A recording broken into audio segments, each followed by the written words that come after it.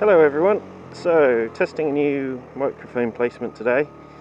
I know a lot of you guys have done placements and stuff, but I've got a flip up helmet and some of the places you guys end up jamming it just don't kind of match up with the sort of layout inside my lid.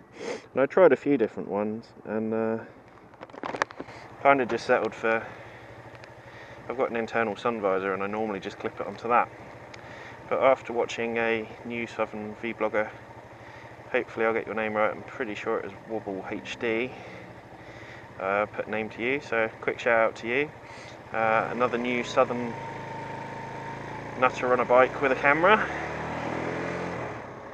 So yeah, say hello to you all, look forward to your stuff, looks very pro already, and you inspired me to stop being so lazy and shift my microphone. So hopefully you can hear me. If not, well, it's all your fault. So yeah, go check him out. He's doing some really interesting stuff already. Give him some support. See what I did there? Support. Say that Ginger Biker sent you. I'm sure he'll appreciate it.